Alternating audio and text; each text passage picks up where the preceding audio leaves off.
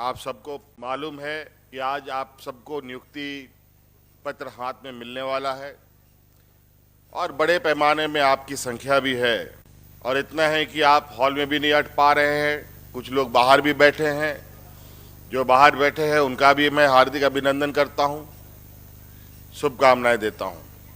स्वास्थ्य के क्षेत्र में जो हम लोग की प्राथमिकता है, इस कड़ी पर निरंतर हम लोग स्वास्थ्य के हर क्षेत्र में एक नए कड़ी जोड़ने का प्रयास, एक नया अध्याय शुरू करने का प्रयास हो रहा है और आशा करते हैं कि इस स्वास्थ्य व्यवस्था को मजबूत करने में आपकी एक अहम भूमिका होगी।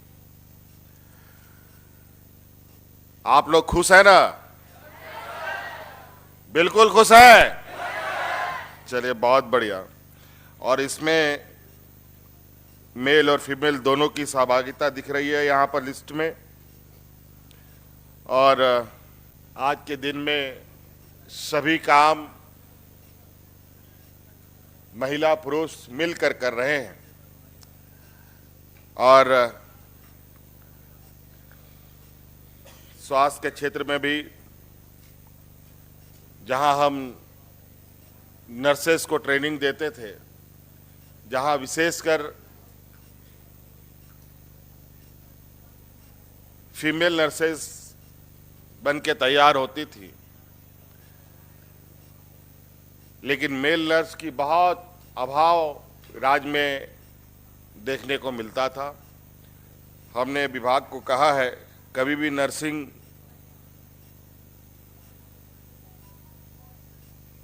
इंस्टीट्यूट्स में जब नामांकन हो तो ये स्पष्ट हो कि ये सिर्फ महिलाओं के लिए नहीं, पुरुषों के लिए भी है, ताकि दोनों मिलकर इस व्यवस्था में अपने एक अहम भूमिका निभाएं।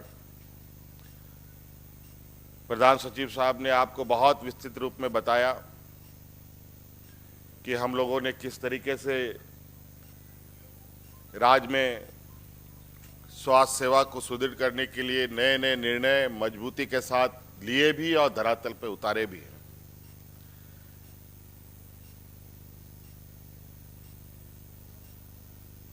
और स्वास्थ्य व्यवस्था को सुदृढ़ करने के लिए सिर्फ बिल्डिंग ही बना देना बहुत बड़ा उपलब्धि नहीं है,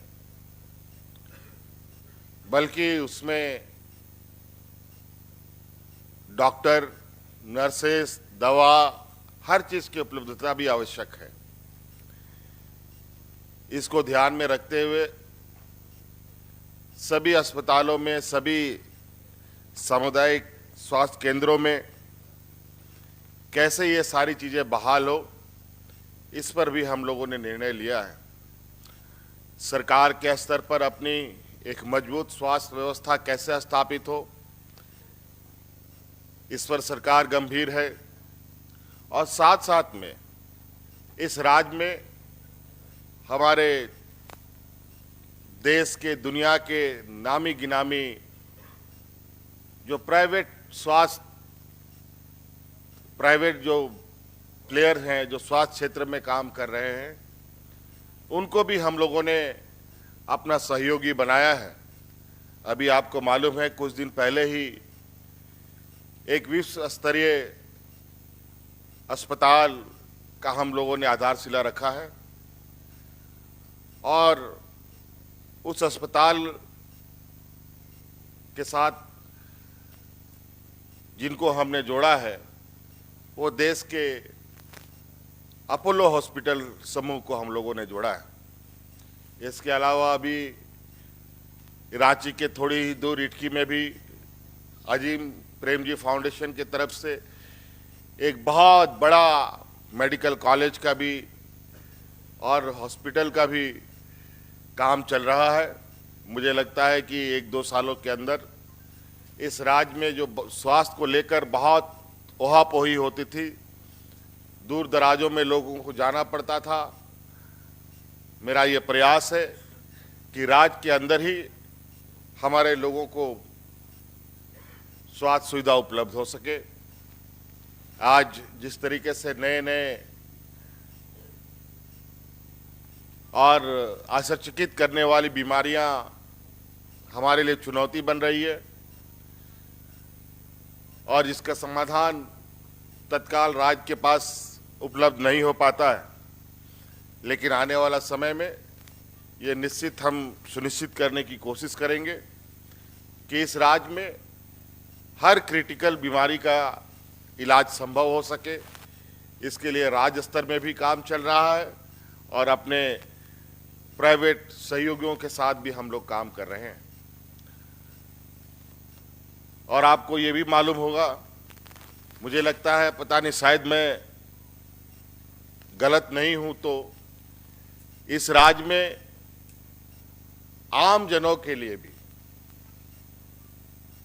हम लोगों ने जैसे सामान्य अस्पतालों में एम्बुलेंस का व्यवस्था किया है, हम लोगों ने पूरे दूर दराज राज्यों में भी अपने इलाज के लिए एयर एम्बुलेंस का भी व्यवस्था हम लोगों ने किया है।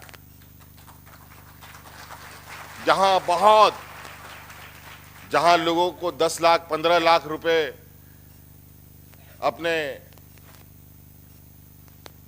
बीमार परिजनों को ले जाने में खर्च होता था और मात्र आप 2-3 लाख रुपए 4 लाख रुपए में भी वो लोग अपने परिजनों को दूर दराज इलाकों में अपना इलाज के लिए भेज सकते हैं। और कई लोगों ने इसका लाभ भी लिया। कई ऐसे क्रिटिकल सिचुएशंस आए जहां पर हम लोगों ने उस एयर एम्बुलेंस के माध्यम से उनकी जानें बचाने का काम किया। तो अलग अलग माध्यम से हम लोगों ने कोशिश की है कि ये व्यवस्था सुधार की ओर आगे बढ़े। और चूंकि झारखंड का एक ज्योग्राफिकल कंडीशन थोड़ा सा बहुत चुनौती भरा है, आए दिन हमारे पत्रकार मित्र ऐसे ऐसे खबरों को दर्शाने का प्रयास करते हैं कि कभी कभी लगता है कि सरकार कुछ कर ही नहीं रही। लेकिन कुछ चीजें जरूर है। आज जो परिस्थिति इस राज्य में रही है, आज उस परिस्थिति में काफी बदलाव आया है। कोरोना कोविड काल लगभग 2 साल जहां हम हाथ पे हाथ धरे बैठे रहे, और उसके बाद मुझे लगता है कि 25-30 महीना का हम लोगों का कार्यकाल रहा है। और मुझे नहीं लग रहा है कि इस सभागार में कोई ऐसा महीना गुजरा हो जिस महीने में हमने कोई नियुक्ति पत्र ना बांटा हो। इस सभागार में और कई बार तो इतने बड़े पैमाने में नियुक्ति पत्र बांटे गए जहां हमें बड़े जगह खोजने की आवश्यकता पड़ी। जब हमें आम शहर में ये जगह नहीं मिला तो हमें खेल गांव के स्टेडियम में लोगों को नियुक्ति पत्र बांटना पड़ा। तो ये सभागार साक्षी है। अनेक विभागों के नियुक्ति के लिए, स्वास्थ्य के क्षेत्रों में कई नियुक्तियों को लेकर के, डॉक्टरों की नियुक्ति हो या फॉरेंसिक लैब के लिए उनके लोगों की नियुक्ति हो, कई तरीके के। आज लगभग 500 लोग छात्र यहाँ पर महिला पुरुषों को नियुक्ति पत्र से आप नवाजे जा रहे हैं और आप सरकार के अभिन्न अंग के रूप में काम करेंगे। आपसे हमारा एक ही गुजारिश है, झारखंड देश का सबसे गरीब और पिछड़ा राज्य, हमारी हर प्रयास है कि इस गरीब पिछड़े राज्य को एक समृद्ध और मजबूत राज्य बनाए। बन सकता है, ऐसी बात नहीं है। कहीं ना कहीं इस राज्य की कुछ कमजोरियों को कुछ व्यवस्था ने इसको अपना एक ढाल बना रखा। और उसका सदुपयोग नहीं हो पाया। आज आप सुदूर ग्रामीण क्षेत्रों में काम करेंगे, आपको गांव में दिखेगा कि हमारा गांव कितना सरल और सीधा साधा है, वहां के लोग कितने भोले भाले हैं। और अभी आप नियुक्ति पत्र लेकर के आप जब जिन क्षेत्रों में जाएंगे, आपके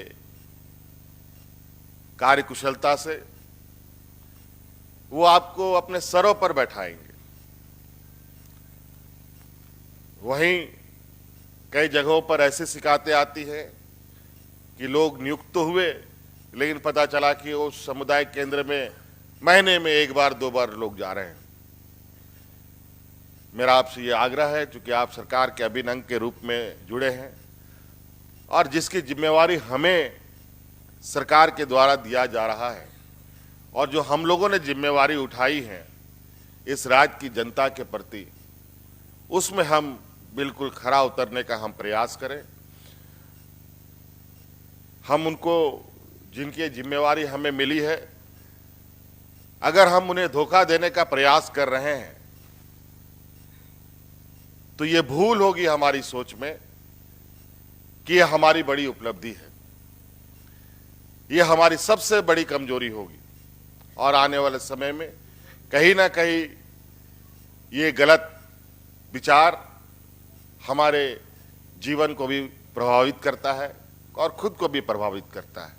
इसलिए हमें आशा और उम्मीद है कि आप ग्रामीण क्षेत्र में अपनी सेवा ईमानदारी से दें